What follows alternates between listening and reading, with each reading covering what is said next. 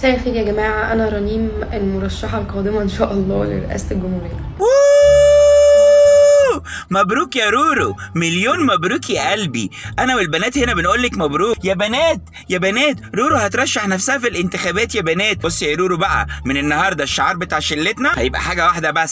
ايه او نو او لالو ايجيبتيس مصر نو او لالو او لالو. احنا معاكي بفخدنا يا رورو، احنا يلا يا بنات، احنا معاكي بفخدنا يا رورو، احنا معاكي بفخدنا يا رورو. يا رورو هتعملي لنا ايه بقى وهتقدمي لنا ايه بقى؟ الشله بتاعتنا اهم حاجه. أقول لكم البرنامج الانتخابي بتاعي، الحاجات اللي أنا هعملها. أول حاجة هعملها للناس بتوع جمعية حقوق الحيوان، إحنا مش هنخلي فيه حيوانات خالص في الشارع. الحيوانات دي إحنا هنخصص لها أماكن عشان تعيش فيها معززة مكرمة، واكلها وشربها تمام ودنيتها تمام. يا قلبك يا رورو، يا قلبك الحنين، والله كنت عارف ان انت عمرك ما هتخسري قلبك الحنين ده. بس بالله عليكي ما تنسيش بقى الكلب بتاعي الدهشان، انا مسميه اسم دكر موت، اسمه الدهشان. بصي بيعمل دماغه ازاي، بصي. طبعا دهشان انا عايزك تهتمي بيه جدا اكتر من اي كلب ممكن يكون موجود. احنا اصحاب، احنا شله واحده. تاني حاجة، انا برضو مش هشوف الحيوانات وهنسى البني ادمين، هشوف برضو اماكن مخصصة للبني ادمين، وكل بني ادم في الشارع هيبقى عنده فيلا خاصة بيه في ارقى مكان هو يختاره في مصر. تجمع، رحاب،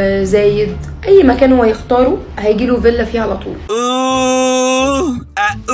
قلبك الحنين يا رورو. يا بيبي في هنا مشكله، ما كده كله هيختار ان هو يقعد هناك في التجمع والرحاب والحاجات والاماكن دي. طيب ما هو احنا كده هنعمل تكدس هناك وهنعمل زحمه. طيب هنسيب الاماكن التانيه لايه؟ ولا انت مش عامله حسابها؟ بصي انا من رايي غيري الحته دي، خلي شلتنا بس هم اللي ياخدوا فيلل هناك وياخدوا قصور والحاجات دي، وبقيه عامه الشعب خليه يقعد هناك. احنا شلتنا اهم، احنا معاكي بفخدنا يا رورو. هخلي 3 ايام اجازه في الاسبوع لكل الناس الموظفين، خميس جمعه سبت، والاجازات دي مرتباتهم شغاله اصلا. الله عليكي يا رورو، يا مدلعانا يا مفشخانا يا مشوقانا يا مدوبانا. بصي انت عارفه ان احنا شلتنا كلها مفيش حد بيشتغل فيها، لان ما ينفعش الكلام ده، عندنا عيب وانت عارفه كده كويس قوي. ممكن ايام لو عارف ان انا اشتغلت اصلا ممكن يزعلني موت. تعمل لنا رواتب واحنا برضو قاعدين في البيت، ايه رايك؟ وهخلي ساعات العمل 6 ساعات بس. كتير موت. حسي بالمواطن برضو يا رورو، خليها ساعه وتلت كويس قوي. خلي البريك يبقى ساعه، يبقى كده هيشتغل تلت بس. والمرتبات هزودها الضعف. لا يا رورو، برضو خلي المرتبات 4 أضعاف. ده فين قليل موت؟ تقدروا برضو، عايزين هم فلوس اكتر من كده يا رورو. برضو بنتناقش لسه، بناخد وندي، في النهايه القرار الاول والاخير ليكي، بس احنا برضو شله.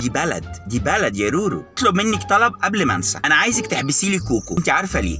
اخر مره واحنا في الكافيه، فاكره لما حط لي صباعه في الفرابتشينو من فوق على الوش وبوظ لي الوش؟ اذنك احبسيهولي ان شاء الله، بس ساعه ونص بس، لازم يتحبس، عايزه يتربى. هنعمل اشتراكات للجيم لكل الولاد والبنات في مصر، دي هديه من مصر ليكو. يا ام الدنيا يا ايجيبت. يا بيبي ينفع نخلي الجيم ده مختلط؟ كلنا نخش بالكوليتات، هيبقى تحفه موت وهتبقى ترند موت، ونقعد كلنا جوه مالت مع بعض. خلينا نتقدم بقى يا رورو بقى بجد، كفايه رجعيه، كفايه عقليه متاخره، خلينا نبني صح. وهعمل عرض حلو قوي للبنات، اي بنت عايز تعمل رموش، عايز تعمل اكستنشن، عايز تعمل هارد جل، عايز تعمل اي حاجه تخص التجميل، هطلع لها كارنيهات ان هي تروح تعمل الحاجات دي مجانا في اي وقت.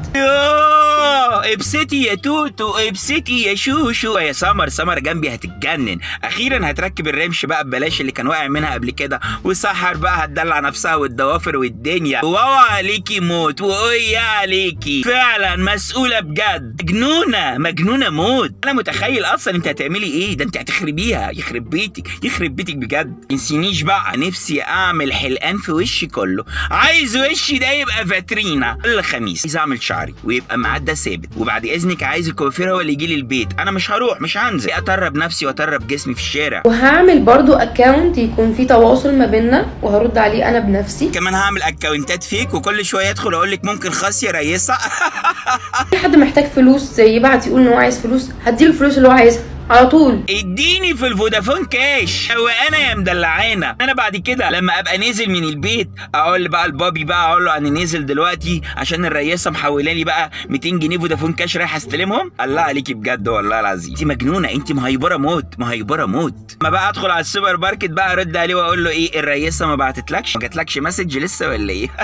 انت مجنونه، يخرب بعشق جنانك من غير ضمانات. ليه؟ عشان مش هاخد ضمانات على اولاد بلدي، عشان انا واثقه فيكم. يا بنت البلد، اهم حاجه ما تتغيريش بعدها، بدل الفلوس تحول لنا بعبوقه.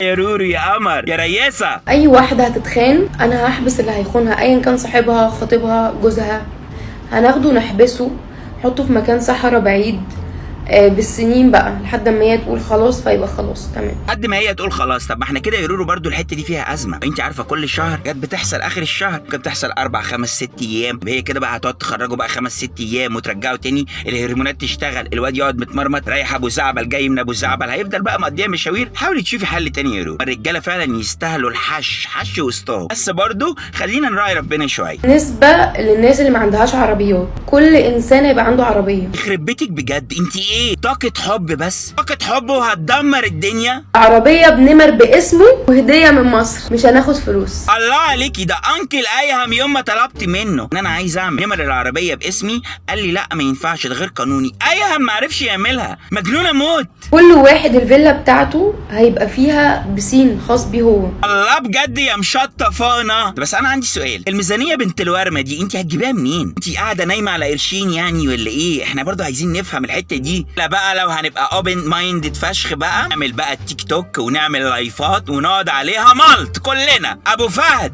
اسد لاجل صدري يا ابو فهد. ايوه بقى ونولع الدنيا بقى كده. مدارس والتعليم، مش هدفع حد جنيه في تعليم. يلا بينا احنا وراكي بفخدنا يا رورو. بقول لك ايه، وبالنسبه للحاجات اللي هي اسمها سبلايزر دي اللي هي بتيجي مع المدرسه دي، عليكوا بقى ولا علينا؟ هتتعلموا ببلاش. انت شاربه ايه موصلك للمستوى ده؟ دماغ بنت الحرام دي انت عاملاها ازاي؟ مجنونه، بعشق جنانك. مش هندفع حاجه خالص يا جماعه. ايوه كده دلعينا. الا بقى لو احتاجنا حاجات بسيطه كده، مثلا انت داخل سوبر ماركت تشتري حاجات او بتاع، انا عامل لك كارت تمشي بيه يبقى ليك خصم 50%. ليه كده بقى يا رورو بقى؟ ما احنا كنا ماشيين حلو، دفعينا 50%. طب ما تخلي لنا الكارنيه بقى ب 100% خصم بقى على طول يا رورو بقى. اقول لك ليه يا فندم خصم 50%؟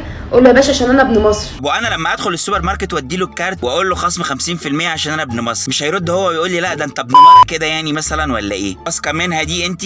انا ابن مصر والكارت ده هو بيقول ان انا ابن مصر. مش هدفعكم كهرباء، هتبقوا عايشين بيتكم منور بوجودكم. ليا الحلال من ديني، دي منوره بيكي ومنوره بالسيجاره الولعانه اللي دايره، اقسم بالله هي سيجاره ودايره ومنوره بيكي حبيبتي، منوره. مصايف كل سنه ان شاء الله هتبقى في الساحل او في الجونه او في شرم او في الغردقه، على حسب ما انتوا تختاروا. نعمل جروب بقى عشان بعد كده لما نروح المصايف بقى وكل واحد يختار ما نقعدش نعرف نفسنا. فنعمل ايه؟ نعمل جروب على واتساب نسميه جروب مصر بدل جروب واتس. نحط على صوره البروفايل قرد صغنن جميل بيضحك بقى كده، نكتب عليه بقى اجمل عيله دي ولا ايه؟ صح كده؟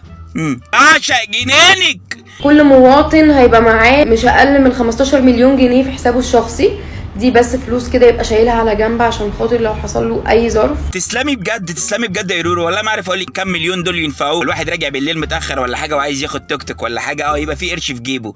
ربنا ما يحرمنا منك يا رب ولا من هطلك. حب يسافر بره مصر او اي حاجه تمام، ملهاش علاقه بشغله. احنا عندنا كل حاجه في بلدنا هنا بقى، نطلع بره ليه؟ هم اللي يجولنا. غير ان انا هعمل مكافآت شهريه كل الموظفين اللي شغالين. ممكن مثلا المكافآت دي تبقى 100,000 200,000 300,000 على حسب كل موظف شغال هيبقى مكافأة ايه. مكافأة ايه يا رورو اللي هتديها لنا كل شهر 100,000؟ مكافأة نهاية الخدمة بعد 60 سنة مش هتعمل ال 100,000، انت هتديها كل شهر؟ ما شاء الله عليك، الله اكبر. بقول لك والله السيجارة حلوة ودايرة، والله دايرة، وسيبيها دايرة، هي سيبيها دايرة، هي هتطفي لوحدها. فانتخبوني. ننتخبك ننتخبك.